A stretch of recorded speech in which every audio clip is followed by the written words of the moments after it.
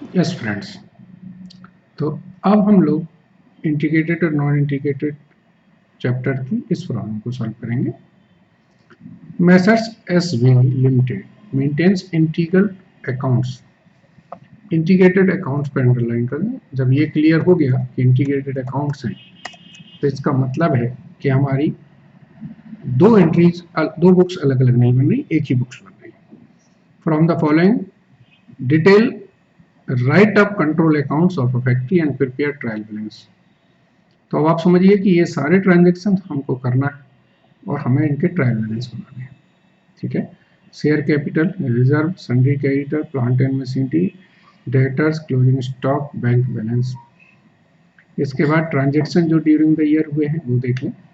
Store purchase, store issued, store in hand, direct wages charge to production, manufacturing expenses charge to production, selling, finish goods, selling. Okay, तो friends पहले हम सबसे पहले laser बना लें और फिर इसके बाद हम लोग एंट्रीज करेंगे।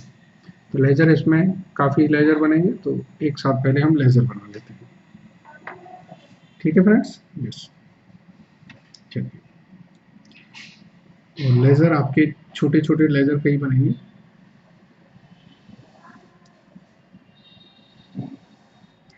ठीक है, तो सबसे पहले हम लेजर बना लेते हैं material control account.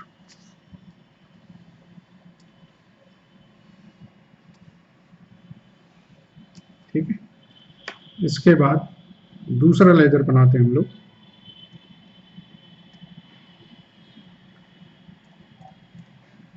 Creditor account का।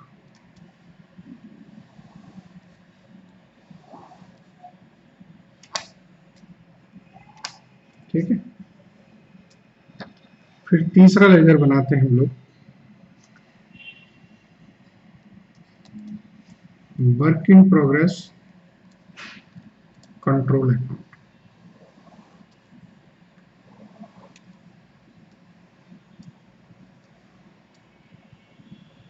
ठीक है, चौथा लेजर बनाता हूं वेजेस कंट्रोल अकाउंट।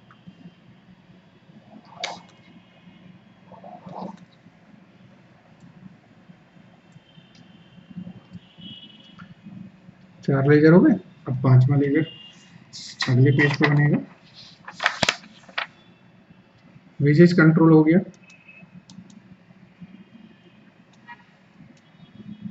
अब हम फैक्ट्री ओवरहेड अकाउंट बनाएंगे।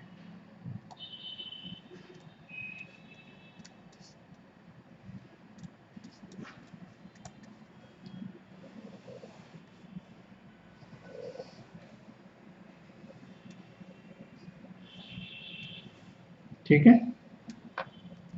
इसके बाद आपका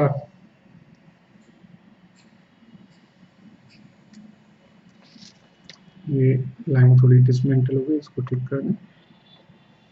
इसके बाद फैक्ट्री ओवरहेड कंट्रोल अकाउंट हो गया। और कौन कौन से खर्चे हैं? एडमिनिस्ट्रेटिव के खर्चे इन्होंने दिए नहीं है, नहीं तो मैं एडमिनिस्ट्रेटिव के खर्चे बनाता। सेलिंग के दिए हैं, सेलिंग ओवरहेड कंट्रोल अकाउंट।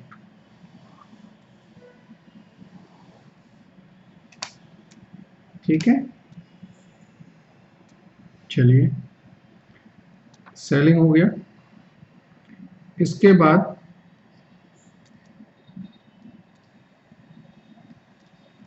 एक फिनिश गुड्स कंट्रोल अकाउंट बनाएंगे।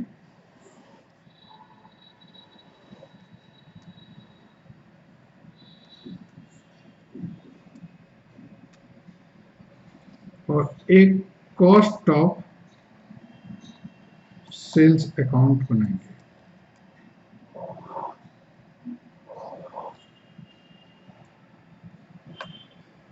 ठीक है, चलिए अगले पन्ने पे जाएं।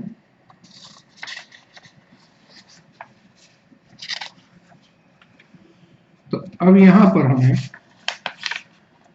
एक तो डेटर अकाउंट बनाना है,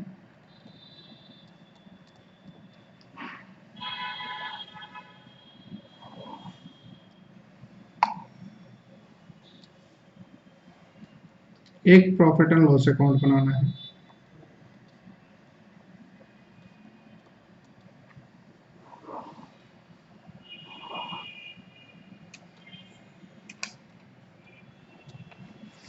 एक कैश एंड बैंक अकाउंट बनाना है।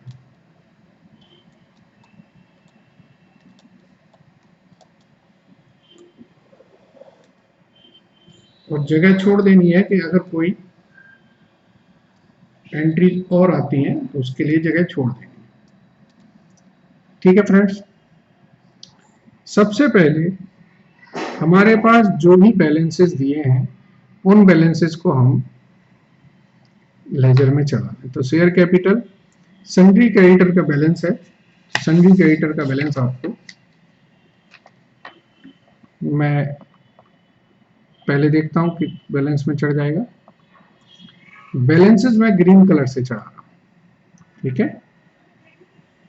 तो मैं लिख रहा हूं क्रेडिटर का बाय बैलेंस ब्रॉट डाउन कितना आएगा, 5 लाख रुपए, ठीक है। इसके बाद डेटर अकाउंट बनाया, तो हम डेटर अकाउंट्स में 2 लाख रुपए का बैलेंस है। डेटर हमारा थर्ड पेज पर है। तो टू बैलेंस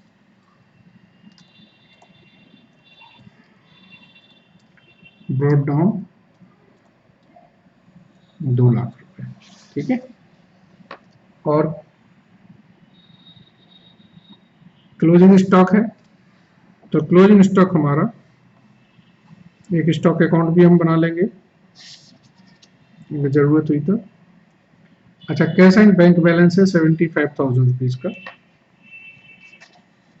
तो ये भी हमारा एक बैलेंस रहेगा।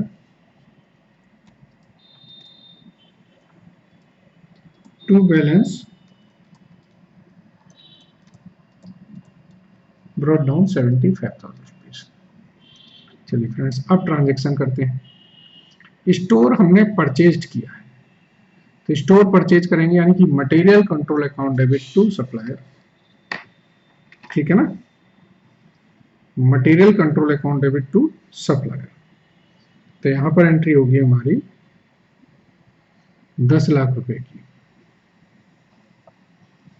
मटेरियल कंट्रोल में हम लोग लिखेंगे टू क्रेडिटर। ऐसा करते हैं, इसके लिए मैं पर्पल कलर ले देता हूं एंट्रीज के लिए। टू क्रेडिटर अकाउंट्स 10 लाख रुपए, और क्रेडिटर में बाय मटेरियल कंट्रोल अकाउंट। अब जब आपको जनरल एंट्रीज बनानी आती होंगी ना, तो आप डायरेक्ट एंट्री पोस्ट कर सकते हैं। दूसरा है स्टोर इशूड टू प्रोडक्शन, तो जो स्टोर इशू हुआ है प्रोडक्शन पर, वो मटेरियल कंट्रोल से एंट्री जाएगी और WIP में आएगी। तो WIP कंट्रोल अकाउंट डेबिट हो गया हमारा कितना,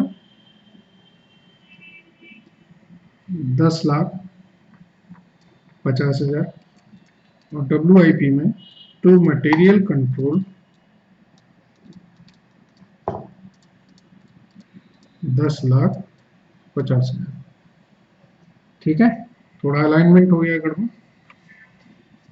तो फिर से ठीक करते हैं।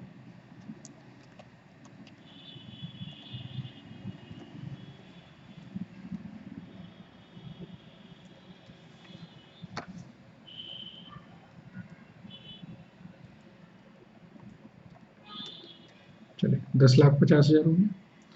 इसके बाद यहाँ एक क्लोजिंग स्टॉक था, तो यहाँ पर हमारे मटेरियल कंट्रोल में ओपनिंग स्टॉक बन जाएगा।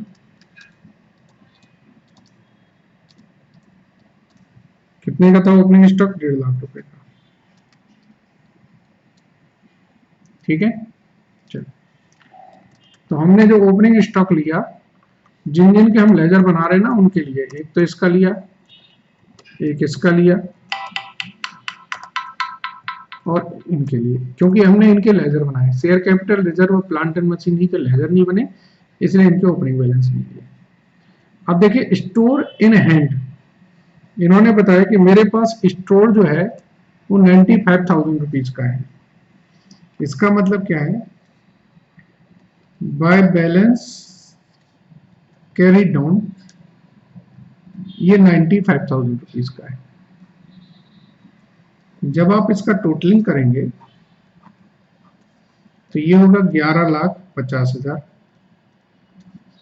और 11,50,000। तो यहां जो बैलेंस आएगा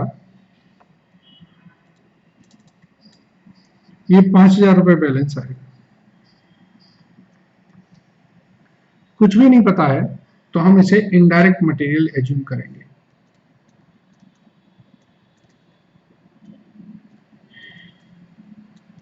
क्योंकि डायरेक्ट मटेरियल हमें दिया हुआ है, तो जो इनडायरेक्ट मटेरियल है वो कहां चला जाएगा, फैक्ट्री ओवरहेड अकाउंट में। ठीक है ना। और फैक्ट्री ओवरहेड अकाउंट आपका जो बना है वो आपका दूसरे पेज पर बना है। तो यहां पर आप लिखेंगे टू मटेरियल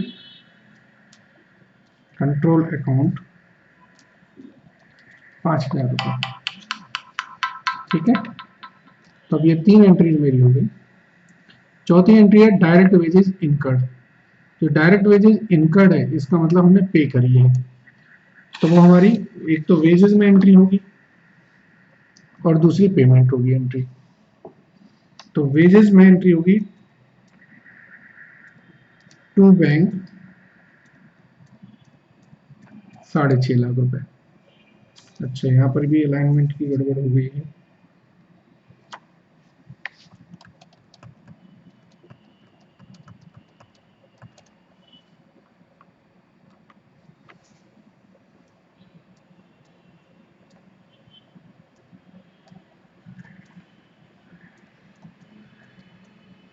₹6.5 लाख। तो बैंक अकाउंट में क्या होगा, बैंक अकाउंट हमारा थर्ड पेज पर है। यहां पर एंट्री होगी by wages control account 6.5 lakh रुपए। ठीक है, अगली ट्रांजेक्शन पढ़ें। अगला ट्रांजेक्शन है direct wages charge to production. जो प्रोडक्शन को चार्ज करिए यानी कि वो WIP में जाएगी। तो WIP में वेजेस कंट्रोल अकाउंट में से हम 6 लाख रुपए ले लेंगे और यहां पर चले जाएगा बाय WIP कंट्रोल अकाउंट में 6 लाख रुपए गए। ठीक है, आगे देखें। Manufacturing expenses incurred. इनकर्ड का मतलब अब ये फैक्ट्री ओवरहेड्स हो गए। तो जब फैक्ट्री ओवरहेड इनकर्ड हो रहे हैं वो कितने हैं, 3 लाख रुपए। तो ये हमारे सेकंड पेज पर है। तो एंट्री होगी to bank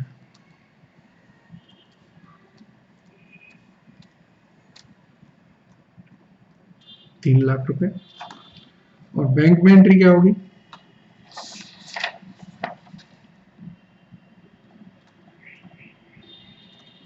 by factory overhead control account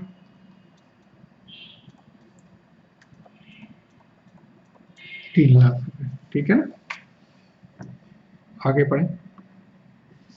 factory overhead charge to production. जो प्रोडक्शन में चार्ज होने की बात है, इट मींस वो फैक्ट्री ओवरहेड से हमारे WIP में जाएंगे। तो यहां पर हम लिखेंगे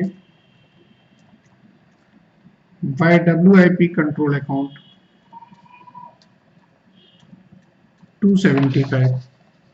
तो WIP में हमारे जाएंगे to factory overhead control account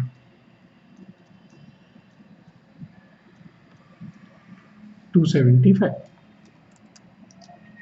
अब आप देखिए सेलिंग एंड डिस्ट्रीब्यूशन एक्सपेंसेस, हमने 1 लाख रुपए खर्च किया, कुछ नहीं लिखा, तो इसका मतलब पहले वो हमने खर्च किए, उसके बाद वो हमने फिर चार्ज किए। तो पहले तो हम लिखेंगे टू बैंक 1 लाख रुपए, तो बैंक अकाउंट में हमारे क्या एंट्री होगी, वह selling and distribution overhead 1 lakh रुपए। और फिर ये जो सेलिंग एंड डिस्ट्रीब्यूशन खर्च जो हुए थे वो आपको पता है कि ये हमारे कहाँ जाते हैं, ये जाते हैं हमारे कॉस्ट ऑफ सेल्स में।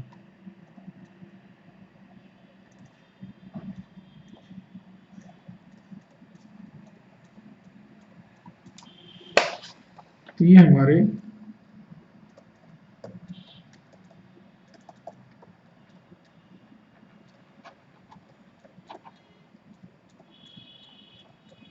एक लाख रुपए ये हमारे यहां से आ गए। ठीक है, चलिए आगे बढ़े। सेलिंग हो गए। अब finished goods production at cost, ये फिनिश गुड्स हमारा तैयार हो गया है। तो जो फिनिश गुड्स तैयार हुआ है इसका मतलब क्या है, ये WIP से निकला और WIP से हमारा फिनिश गुड्स में जाएगा 18 लाख रुपए। तो यहां पर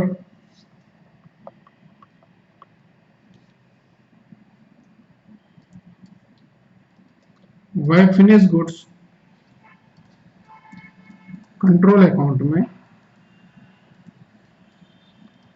18 लाख रुपए यहां से गए। वो फिनिश गुड्स कंट्रोल अकाउंट जो हमारा अगले पेज पर है,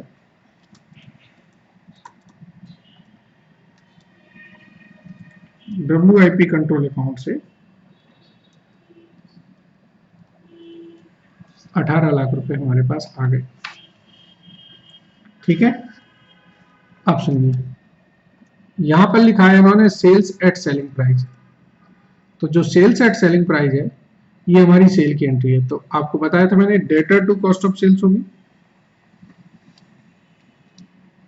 या debtor to profit and loss होगी, दोनों में से कोई भी कर सकते हैं। तो अगर मैं debtor to profit and loss करता हूं तो एंट्री क्या होगी,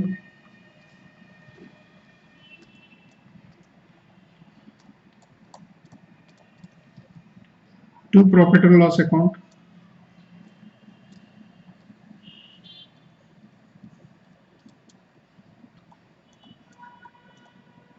बाय डेटर अकाउंट। ये एंट्री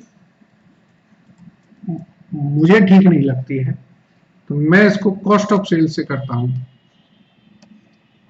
ठीक है ना, क्योंकि डेटर में जो हम सेल करेंगे वो basically cost of sales account से करते हैं।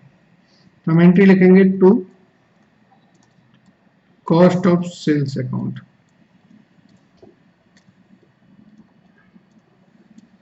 कॉस्ट ऑफ सेल्स में इसको ले जाइए आप, फिर कॉस्ट ऑफ सेल्स का जो नेट बैलेंस रहेगा वो आपका प्रॉफिट एंड लॉस में रहेगा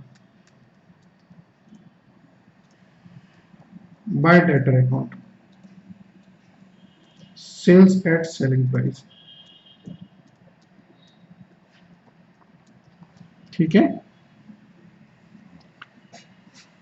आगे देखें, क्लोजिंग स्टॉक है 95,000 का। देखिए हमारे पास एक ये क्लोजिंग स्टॉक है और एक ये क्लोजिंग स्टॉक है। अब दोनों स्टॉक है सेम है तो कंफ्यूज होना 100% है। ये आप मान के चलेंगे ये क्लोजिंग स्टॉक हमारा फिनिश स्टॉक का है, फिनिश गुड्स का है। यहीं पर आपको कंफ्यूज करता है वो। तो यहां पर आपकी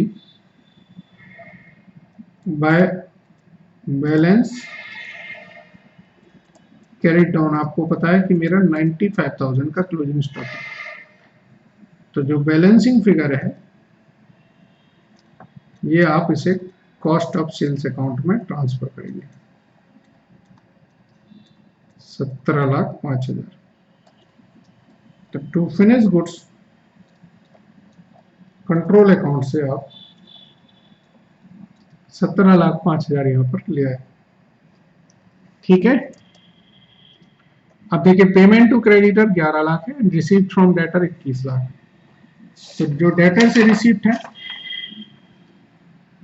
वो आप यहां लिखेंगे, bank account debit to debtor होगा, तो यहां पर आ जाएगा टू डेटर।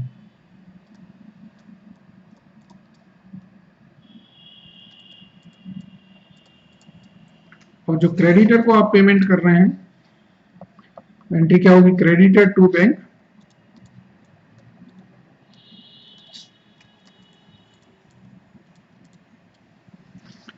तो यहां पर बैंक में क्या आएगा, बाय क्रेडिटर।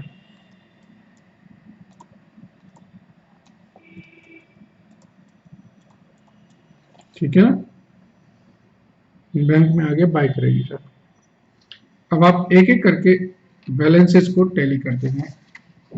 सबसे पहले अकाउंट हमारा टैली हो गया, दूसरा अकाउंट हमारा क्रेडिटर का है। तो क्रेडिटर में जब आप इसकी बैलेंसिंग करेंगे तो ये टोटल 15 लाख है, ये टोटल 15 लाख है। ऐसा है, मैं क्लोजिंग बैलेंसेस आपके रेड कलर से यूज कर लेता हूं। तो to balance credit on, creditor का आया 4 लाख का। ठीक है। अब WIP कंट्रोल अकाउंट देखें, ये टोटल है 19,25,000, 19,25,000, तो ये 1,25,000 है, ये बैलेंस कैरी डाउन हो गया। ठीक है। Wages control account,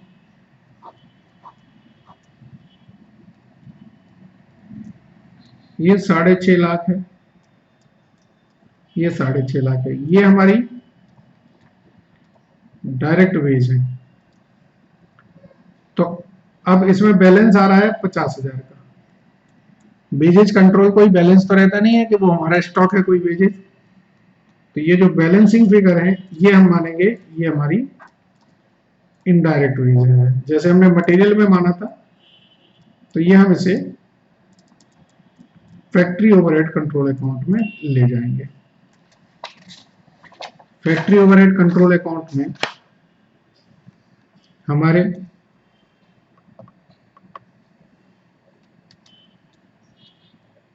wages control से कितने आ गए हमारे पास, 50,000। ठीक है। तो अब ये जो बैलेंस है, एक्चुअल ओवरहेड्स हमारे कितने थे, 3,55,000 के, ये बैलेंस है हमारे 80,000। ये क्या है हमारे, ये हमारे अंडर एब्जॉर्ब है, तो ये कहां चार्ज होंगे, ये प्रॉफिट एंड लॉस अकाउंट में चार्ज होंगे। ठीक है ना।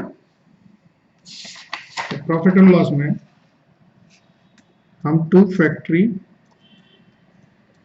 ओवरहेड जो अंडर एब्जॉर्ब है 80,000 रुपए, उसको डेबिट कर दिए। अब सेलिंग एंड डिस्ट्रीब्यूशन एक्सपेंसेस देखें, ये तो पूरे 1 लाख है।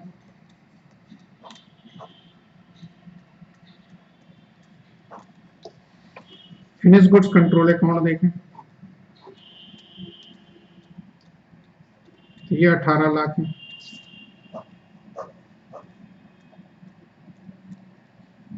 एक्चुअल में जो 17,05,000 है वो हमने वैसे ही निकाला था। अब ये देखें, ये 22 लाख, तो यहां जो बैलेंस फिगर आ रही है वो कितनी आ रही है, 3,95,000। ये एक तरह से आपका ग्रॉस प्रॉफिट है, आप इसे प्रॉफिट एंड लॉस अकाउंट में चार्ज कर दें। ठीक है, तो हमारा यहाँ पर आ जाएगा प्रॉफिट एंड लॉस अकाउंट में बाय कॉस्ट ऑफ सेल्स।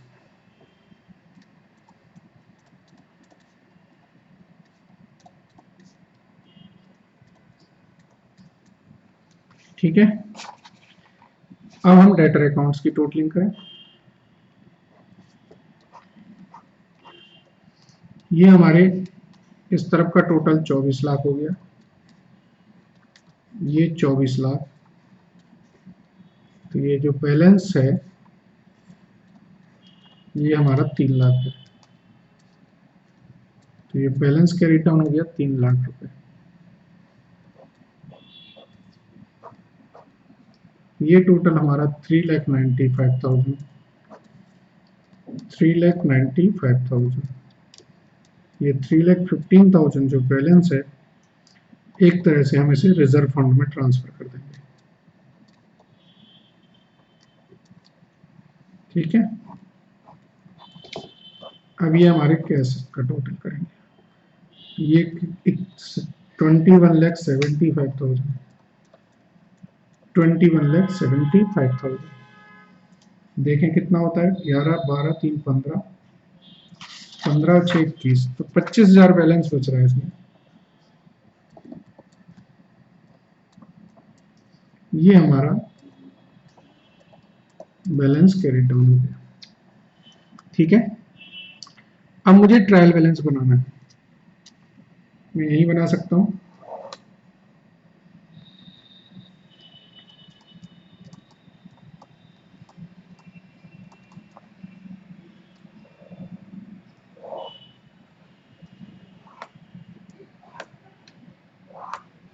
मैं इस फॉर्मेट पे बना रहा हूं, मैं डेबिट बैलेंस यहां लिखूंगा और क्रेडिट बैलेंस यहां लिखूंगा, कोई दिक्कत नहीं।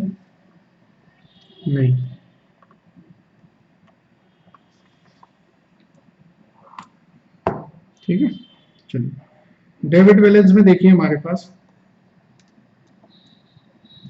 कैश एंड बैंक बैलेंस कितना है, 25,000। डेटर का बैलेंस है 3 लाख। ठीक है,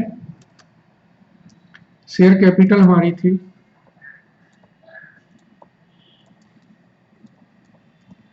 3 लाख की। रिजर्व पहले से थे हमारे 2 लाख के, 3, 15 और इसमें ऐड हो गए, तो ये हो गए 5, 15। इसमें प्लांट एंड मशीनरी हमारे पास है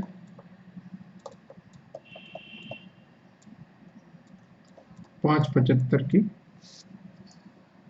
इसके बाद अब इससे पुराने वाले पेज पर जाएं तो हमारे पास फिनिश गुड्स का स्टॉक है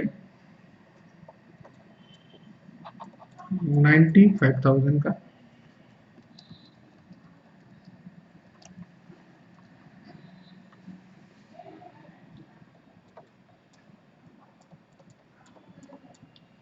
ठीक है, इसके बाद अगर मैं पहले पन्ने पे जाता हूं तो मेरे पास WIP का स्टॉक है 1,25,000 का। जो क्रेडिटर का बैलेंस है वो है 4 लाख, और जो मटेरियल का स्टॉक है वो 95,000 का है। ठीक है, तो इसका टोटल करेंगे तो ये हो गया 12,15,000, इसका भी टोटल करेंगे तो ये 12,15,000 आ जाएगा। ठीक है फ्रेंड्स, तो आपको मैंने ये एंट्री समझानी थी कैसे होनी है, थोड़ा लेंथी क्वेश्चन है बट प्रैक्टिस के लिए जरूरी था। Thank you very much.